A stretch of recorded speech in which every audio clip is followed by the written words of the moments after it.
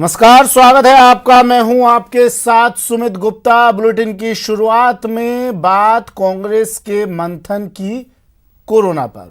Corona संकट पर कांग्रेस का महामंथन लगातार जारी। सोनिया गांधी के साथ कांग्रेस शासित राज्यों के मुख्यमंत्रियों ने वीडियो कॉन्फ्रेंसिंग के जरिए बातचीत की। लॉकडाउन को लेकर केंद्र पर कांग्रेस अध्यक्ष जमकर बरसी। कमजोर रणनीति के साथ लॉकडाउन बढ़ाने की कीमत देश चुका रहा है, ये बात सोनिया गांधी ने कही। उन्होंने सीएम गहलोत ने फिर राहत पैकेज की भी मांग उठाई। गहलोत को पंजाब और पुडुचेरी के सीएम का समर्थन भी मिला। बैठक में राहुल गांधी और मनमोहन सिंह भी शामिल थे।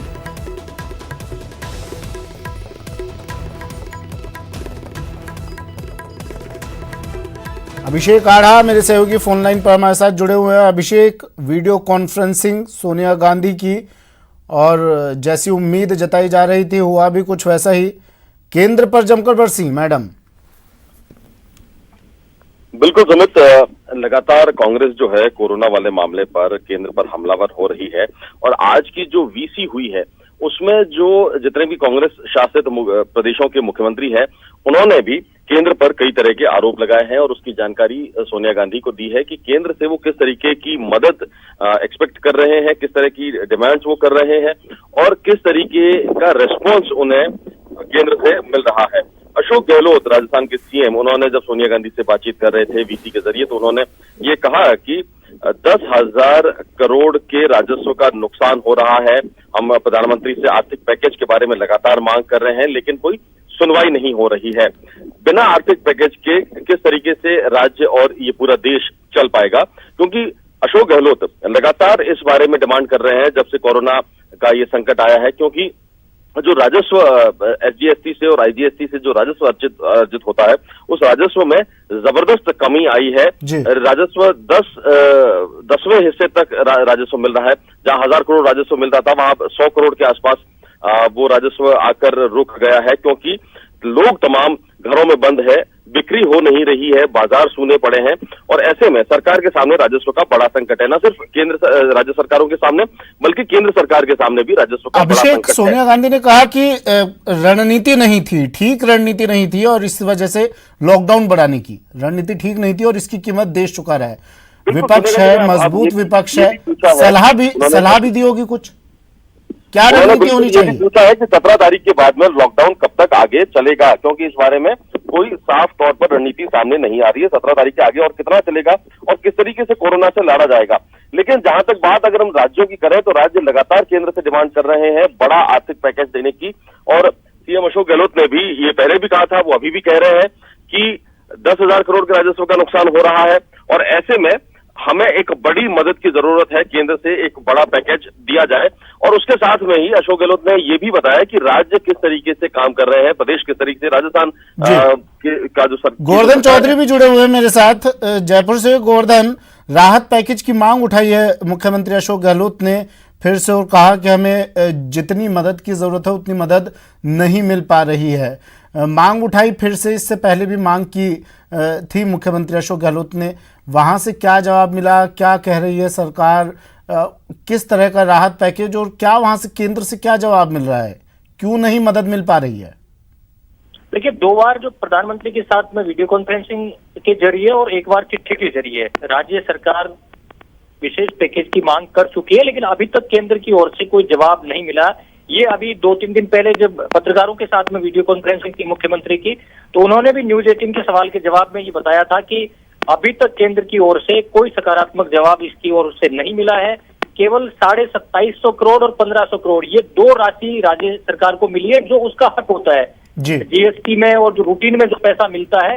कोविड के नाम से, कोरोना से लड़ने के नाम पर अभी तक कोई पैसा केंद्र की ओर से नहीं मिला है। ये 2-3 दिन पहले जो वीसी हुई थी उसमें मुख्यमंत्री ने कहा था। आज सोनिया गांधी के सामने भी ये सारी बातें बताई गई हैं सोनिया गांधी को कि किस तरह से लगातार केंद्र सरकार से मांग की गई है। जो सोशल सिक्योरिटी कदम उठाए गए राज्य सरकार की ओर से उनकी जानकारी भी दी गई है। मसलन जो अनुग्रह राशि जिन सोशल सिक्योरिटी के लिए जिन परिवार को पेंशन नहीं मिलती उनको देने की बात हो, चाहे जो खाद्य सुरक्षा में परिवार कवर नहीं, जिनको लाभ नहीं मिल रहा था खाद्य सुरक्षा का, उन 60 लाख लोगों को एफसीआई से खरीद करके और मुफ्त में 10-10 किलो गेहूं देने की बात है।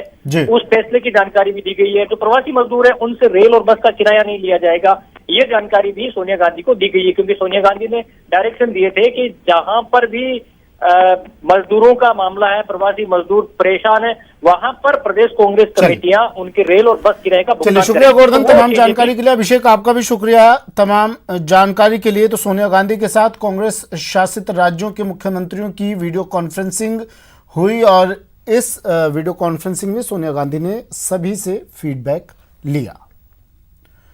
और बड़ी खबर आ रही है जयपुर से, महात्मा गांधी अस्पताल को प्लाज्मा थेरेपी की मंजूरी मिल गई है। आईसीएमआर ने क्लिनिकल ट्रायल की इजाजत दे दी है। प्लाज्मा थेरेपी के जरिए कोरोना के इलाज की संभावना है। कोरोना को हरा चुके लोग प्लाज्मा डोनेट कर सकेंगे। कोरोना टेस्ट के बाद प्लाज्मा थेरेपी की मंजूरी मिल गई है।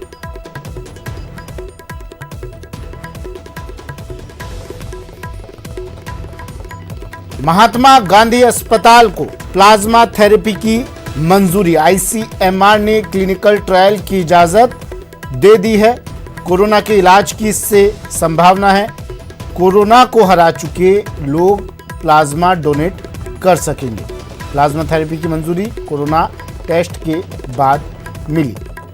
बड़ी खबर जयपुर से।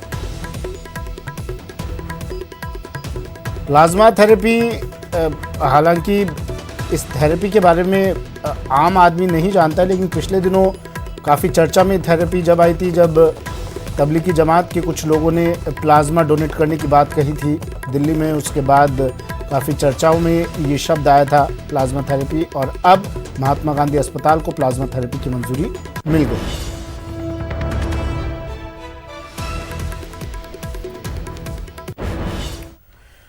और चलिए अब आपको प्रदेश में कोरोना पर अपडेट दे देते हैं। कोरोना पॉजिटिव की संख्या मरुधरा में, राजस्थान में 3000 के पार पहुंच चुकी है। 3193 कोरोना पॉजिटिव। पिछले 12 घंटे में 35 नए केस सामने आए हैं। कोरोना से अब तक 90 लोगों की राजस्थान में मौत हो चुकी है।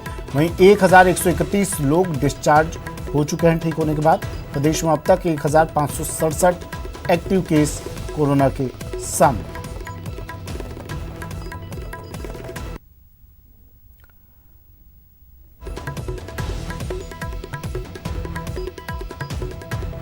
राजस्थान में 3000 से ज्यादा मामले। कोरोना के एक्टिव केस 1567, ठीक हुए 1131 लोग और मौत 90 लोगों की।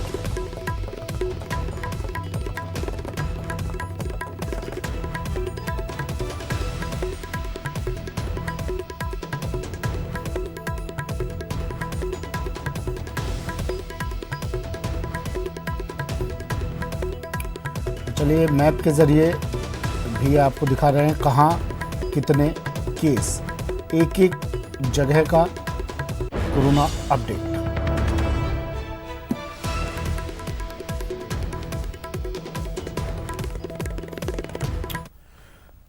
कोटा में कोरोना का संक्रमण बढ़ता ही जा रहा है। यहां अब तक संक्रमितों की संख्या 221 पहुंच गई है और 9 लोगों की मौत हो चुकी है। वहीं 7310 सैंपल टेस्ट किए जा चुके हैं।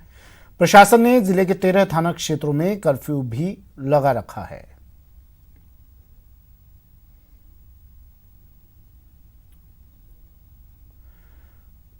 डूंगरपुर जिले में कोरोना के पॉजिटिव केस का आंकड़ा लगातार बढ़ता जा रहा है। आज सुबह आई रिपोर्ट में डूंगरपुर जिले में एक युवती और युवक में कोरोना पॉजिटिव की पुष्टि हुई है। इसके बाद चिकित्सा विभाग और प्रशासन में हड़कंप मच गया।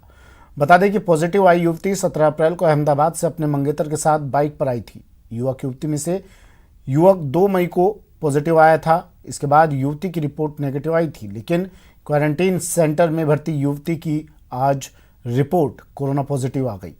वहीं दूसरा पॉजिटिव केस भी अहमदाबाद से आए युवक का है। 3 मई को अहमदाबाद से बाइक पर पिता पुत्र घर लौट रहे थे, जिनमें से पिता की रिपोर्ट नेगेटिव और बेटे की रिपोर्ट आज पॉजिटिव आई है।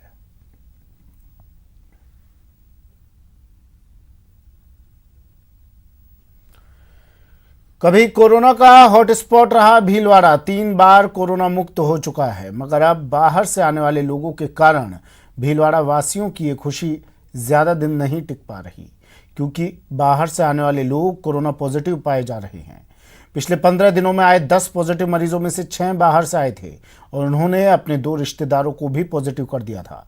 भीलवाड़ा के कर्फ्यू के 48वें और लॉकडाउन के 33वें दिन शहर का जायजा लिया। भीलवाड़ा में कर्फ्यू का आज 48वां दिन है तो माँ कर्फ्यू का 33वां दिन है। मैं खड़ा हूँ भीलवाड़ा का, अगर इसको मैं कहूँ कि दिल गोल पे उच रहा है तो कोई अतिशोक्ति नहीं होगी। और मेरा कैमरा सहयोगी चेतन राठौड़ आपको यहाँ बताने की कोशिश कर रहे हैं। ये जो सामने सड़क जा रही है ये जाती है रेलवे स्टेशन की तरफ, और इसी सड़क पर परसों हमने जो नज़ारा देखा था कर्फ्यू में ढील देने के आधे घंटे बाद ही जाम लगने की स्थिति हो गई थी। ये जो दूसरी सड़क जा रही है ये जा रही है पोस्ट ऑफिस की तरफ, जनरल पोस्ट ऑफिस उसकी तरफ जा रही है। ये सड़क है, ये है नेताजी सुभाष चंद्र मार्केट, और ये जो मेरे कैमरा सहयोगी आपको दिखाएंगे ये बालाजी मार्केट है। सारा मार्केट सुनसान पड़ा है। लोगों को ये बेसब्री से इंतजार है कि जो उन्होंने परसों जो गलती की थी उसकी सजा उन्हें मिल रही है, क्योंकि कर्फ्यू दोबारा लग चुका है और कर्फ्यू दोबारा लगा हुआ है। लोगों को घरों से बाहर नहीं निकलने दिया जा रहा है। और अब जो सबसे बड़ी बात है कि जो भीलवाड़ा में पिछले 15 दिनों में, भीलवाड़ा जिले से तो नहीं पर पिछले 15 दिनों में जो 10 पॉजिटिव मरीज आए हैं उनमें से 6 बाहर से आए। कोई सूरत से आया, कोई दिल्ली से आया, कोई बॉम्बे से आया, और इन 6 के साथ साथ इन्होंने अपने 2 रिश्तेदारों को भी पॉजिटिव कर दिया था। इस तरह से 10 में से 8 लोग बाहर से आए। भीलवाड़ा वालों के लिए अब चिंता की यही बात है कि जो अभी रजिस्ट्रेशन हुआ है 22 राज्यों और केंद्र शासित प्रदेशों से 30,140 लोग भीलवाड़ा आना चाहते हैं। उनमें से अकेले गुजरात से 11,097 लोग आना चाहते हैं। अब तक भीलवाड़ा में 10,000 से ज्यादा नमूनों की जांच हो चुकी है। उनमें से 39 पॉजिटिव आए हैं, 2 की मौत हो चुकी है, 31 लोग ठीक हो गए, घर जा चुके हैं। इस समय महात्मा गांधी अस्पताल में केवल 6 मरीज हैं। इनमें से भी 4 की रिपोर्ट, 2 रिपोर्ट नेगेटिव आ चुकी है। अब किस तरह से प्रशासन डील देगा ये देखने वाली बात है। कैमरा सहयोगी चेतन राठौड़ के साथ प्रमोद तिवारी, न्यूज 18 भीलवाड़ा। खबर अलवर से। अलवर के चतरपुरा गांव में कोरोना पॉजिटिव मिला है। जानकारी के बाद स्वास्थ्य विभाग की टीम ने आनंद फानन में राजीव गांधी सामान्य अस्पताल उसे भेजा। वहीं पॉजिटिव मरीज मिलने से क्षेत्र में सनसनी फैल गई। अब तक बानसूर में कुल मरीज की संख्या बढ़कर 5 हो गई है। एक और नए कोरोना पॉजिटिव की पहचान हुई है। नए कोरोना पॉजिटिव की पहचान चतरपुरा गांव में हुई है। यह कोरोना पॉजिटिव भी सब्जी परिवहन से संबंधित काम करता था, आज़ादपुर मंडी गया था। इस कोरोना पॉजिटिव में सर्दी खांसी जुकाम के लक्षण विद्यमान थे, इस कारण इसका सैंपल लिया गया था। श्रीगंगानगर के सादुल शहर में पंजाब के रहने वाले 42 मजदूर फंसे हुए हैं। दरअसल अलवर के बहरोड से एक बस में आए 34 मजदूरों को पंजाब के अबोहर तक जाने की अनुमति दी गई थी, लेकिन पंजाब पुलिस ने प्रशासनिक कारणों के चलते बस को वापस लौटा दिया। बस में सवार सभी 34 मजदूरों को सादुल शहर के रिलीफ सेंटर में रखा गया है। वहीं जैसलमेर के मोहनगढ़ में भी 8 मजदूर पंजाब जाने के लिए पैदल ही सादुल शहर पहुंचे हैं। सभी को रिलीफ सेंटर में रखकर मेडिकल स्क्रीनिंग की गई। श्रीगंगानगर प्रशासन लगातार पंजाब प्रशासन के साथ संपर्क में है और इन मजदूरों को उनके गृह राज्य पंजाब जल्द भेज दिया जाएगा। फोन आया अब आप वापस आओ। हम वापस गाड़ी लाए तो इनके आगे दोबारा डॉक्टरी करी। उनके 2-3 अफसर हो रहे, उन्होंने बोले पहले तो बोले चलो बैठो, उसके बाद फिर किसका फ़ोन आया वो बोले नहीं वापस जाओ। उनकी एक गाड़ी लेके हमें अपने राजस्थान बॉर्डर पार करा दी। तो आपके पास परमिशन कहाँ तक की है? अब और तक है जी। ये मज़दूर जो आए हैं 8 लोग तो मोहनगढ़ से जो पैदल चल के आए हैं, और 36 लोग जो है ये अलवर के पास में कोई बहरोड है, वहाँ से मज़दूर हैं। ये कोई खेती के काम से गए हुए थे, इनको आज लाया गया है। इनकी सबकी जांच हो गई है और जांच में सब कोई आईएलआई सिम्टम्स किसी के नहीं आए। ठीक है, नॉर्मल सब हाँ सब ओके। नहीं, अलवर से जो मज़दूर आए हैं उनको परमिशन वहाँ के एसडीएम साहब ने दी थी, लेकिन क्योंकि उन्होंने थोड़ा टाई अप नहीं किया था पंजाब सरकार से या वहाँ के कलेक्टर साहब से बात नहीं हुई थी, इसलिए पंजाब वालों ने इनको लेने से मना कर दिया। इसलिए उन्होंने पुशबैक किया है, तो उनको हमने यहाँ पर होल्ड किया है। और जैसे ही बात चल रही है पंजाब सरकार से, तो कल या परसों में जहाँ पर ग्रीन सिग्नल मिलेगा जैसे ही उनको, तो इनको यहाँ से भिजवा दिया जाएगा। देश के विभिन्न राज्यों में फंसे मजदूरों को प्रदेश की सरकार वापस घर ला रही है। दौसा में भी अनेक राज्यों से मजदूर अपने जिले पहुंचे। इस दौरान चिकित्सा विभाग काफी अलर्ट नजर आया। सभी मजदूरों को फौरन स्क्रीनिंग के लिए भेजा गया। वहीं ग्रीन जोन और ऑरेंज जोन से आने वाले मजदूरों को होम आइसोलेशन में रखने का फैसला लिया है। 9 यात्री तो नागपुर से आए हैं, जिनकी सैंपलिंग हो रही है, उनको खाने पीने की व्यवस्था कर रहे हैं, और 4 आदमी कलकत्ता से आने का है।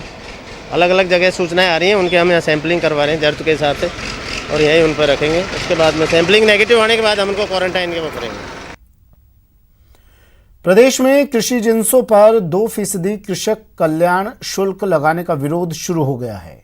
किसान और व्यापारी वर्ग इसका विरोध कर रहे हैं। टैक्स के विरोध में प्रदेश की कुछ मंडियों में आढ़त का काम बंद है। वहीं जयपुर दाल मिल एसोसिएशन मीटिंग कर विरोध की रणनीति तय करेगी। किसान नेताओं ने भी आम आदमी पर चौतरफा मार करने का आरोप सरकार पर लगाया है।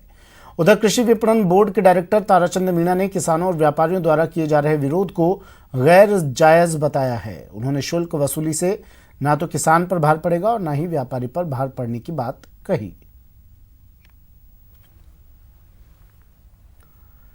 वहीं अलवर में बानसूर के अनाज मंडी में एफसीआई की ओर से खरीद केंद्र की शुरुआत के साथ ही मंडी में किसानों की भीड़ जमा होने लगी है और सोशल डिस्टेंसिंग के नियम की धज्जियां खुलेआम उड़ाई जा रही हैं। एक सप्ताह में लगातार 5 कोरोना पॉजिटिव आने से हॉटस्पॉट बनते जा रहे बानसूर में कोरोना संक्रमण का खतरा बढ़ गया है। बता दें कि मंडी में किसानों के लिए बानसूर उपखंड अधिकारी ने टोकन नंबर से माल तुलाई का कार्य करने के निर्देश दिए हैं। इसके बावजूद मंडी में भारी भीड़ जमा हो रही है। वहीं दूसरी ओर बानसूर अनाज मंडी में किसानों को लॉकडाउन में बड़ा झटका लगा है। किसान नेता ने बताया कि सरकार ने मंडी टैक्स बढ़ा दिया है, जिससे किसानों को अब टैक्स ज्यादा देना पड़ेगा। इसे लेकर सभी किसान लामबंद हो गए।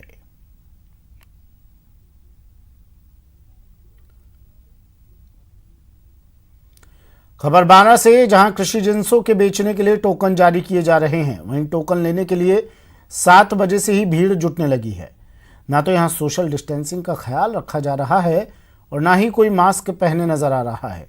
इतनी भारी भीड़ के बावजूद यहां प्रशासन की तरफ से कोई व्यवस्था नहीं की गई है।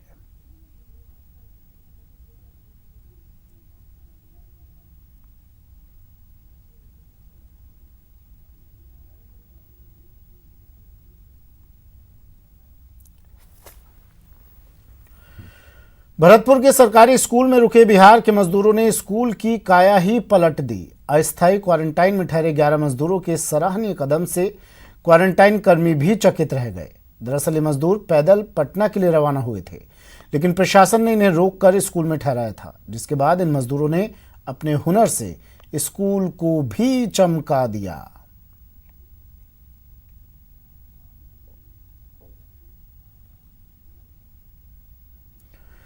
चूरू के छपरा में थानाधिकारी राजीव रॉयल समेत पुलिस जवानों का स्वागत किया गया। हरिराम जोगराज सारण परिवार ने थाना परिसर में कार्यक्रम का आयोजन किया। कार्यक्रम के दौरान थाने के सभी स्टाफ का माला पहनाकर स्वागत किया गया, साथ ही सैनिटाइजर भी भेंट किए गए।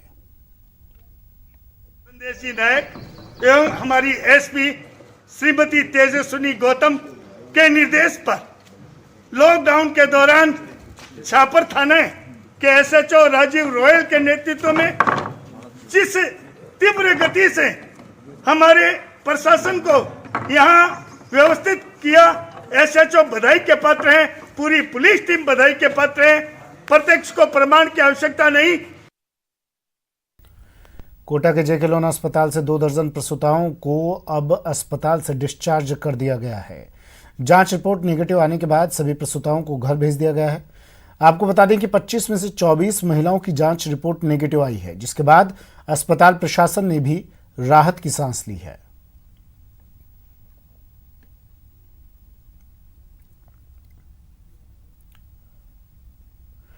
अलवर के शिवाजी पार्क फल सब्जी मंडी समिति ने कोरोना वॉरियर्स पत्रकारों का जोरदार स्वागत किया। समिति की ओर से पत्रकारों को फूल माला पहनाकर और फूलों की बारिश करके उनका हौसला अफजाई किया गया। पत्रकारों पर पुष्प वर्षा कर स्वागत के दौरान शिवाजी पार्क कॉलोनी वासी और समिति के सदस्य मौजूद रहे। इसी के साथ समिति की ओर से लॉकडाउन के दौरान करीब 1.5 महीने से चल रहे गरीब असहायों के लिए भोजन वितरण कार्यक्रम का समापन किया गया।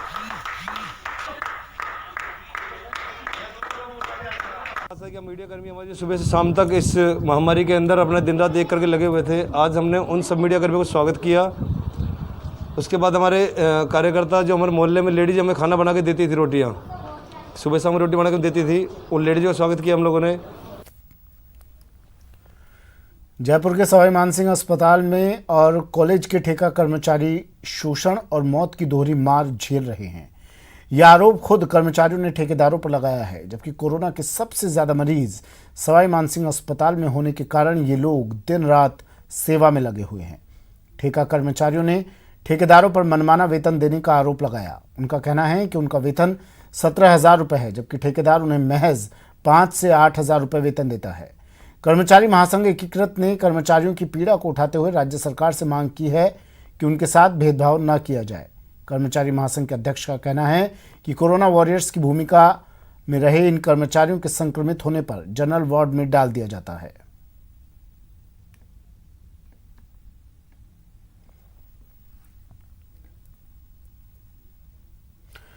अजमेर में कोरोना वॉरियर बड़ी ही सादगी के साथ परिणय सूत्र में बंधे। शहर के तोपदड़ा इलाके में डॉक्टर परमा और डॉक्टर महेश ने एक दूसरे को जीवन साथी बनाया।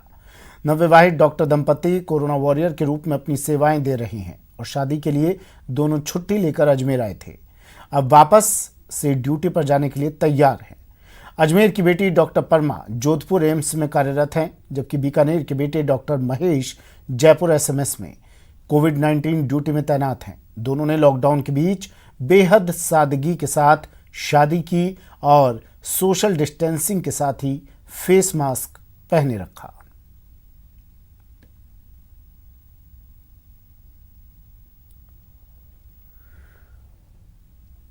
करौली के हिंडौन सिटी में एक प्रेमी जोड़े को पकड़ा गया है, जो कि मालगाड़ी से आगरा से मुंबई जा रहा था। हिंडौन रेलवे स्टेशन पर प्रेमी जोड़े को मालगाड़ी से उतारकर परिजनों को सूचना दी गई। जब परिजनों से फोन पर बात की गई तो घरवालों को बिना सूचना दिए मालगाड़ी ट्रेन में बैठकर आने की बात सामने आई और ये प्रेमी जोड़ा आगरा के यमुना ब्रिज से मालगाड़ी में सवार हुआ था। जानकारी के मुताबिक ये दोनों खुद को पति पत्नी बता रहे हैं और यूपी के एक मंदिर में शादी करने की बात कही। जीआरपी पुलिस ने इन दोनों युवक युवतियों को गंगापुर रेलवे थाना भेज दिया है। करीबन 7 बजे से वैसे साहब का फ़ोन आया था चौकी पे कि कोई मालगाड़ी से एक लड़का एक लड़की आ रहे हैं जिसको उतरवाना है। तो हमको सूचना मिली, हम यहाँ आए, हमें और आरपीएफ स्टाफ गाड़ी वैसे साहब ने गाड़ी को रुकवाया मालगाड़ी को। उसमें से एक लड़का एक लड़की उतारे यहाँ उतारे। मैनपुरी जिला से आए तकरू से। कहाँ जा रहे थे? मुंबई। ये कौन है? मेरी बीवी। कब शादी की थी इससे? कल। कहाँ पे? आगरा, वो सुगाबाद में। अब आए किससे हो तुम यहाँ पर? ट्रेन से। कौन सी ट्रेन थी? मालगाड़ी। उसमें कैसे बैठ गए? वो गाड़ी का डिब्बा खोला था इसलिए। लॉकडाउन थर्ड में शराब की दुकानें खुलने का विरोध शुरू हो गया है। जमात-ए-इस्लामी हिंद ने सरकार के इस फैसले का कड़ा विरोध किया है। जमात-ए-इस्लामी हिंद के महासचिव डॉक्टर मोहम्मद इकबाल सिद्दीकी ने विरोध जताते हुए कहा कि ये वक्त कोरोना जैसी महामारी से निपटने का है, न कि शराबियों के शौक पूरा करने का। शराब की दुकानें खोली हैं लॉकडाउन के दौरान, बहुत ही निंदनीय काम किया है। आप ये देखिए कि लोगों को खाने के लिए पैसा नहीं है, लोग भूखे मर रहे हैं। लाखों मजदूर हैं प्रवासी जो अपने घर जाने के लिए तैयार बैठे हैं, उनके भेजने का मसला है। यहाँ लोगों को रोजी रोटी का मसला पैदा हो रहा है, लोग भूखे मर रहे हैं। और वक्त एक ब्रेक का है।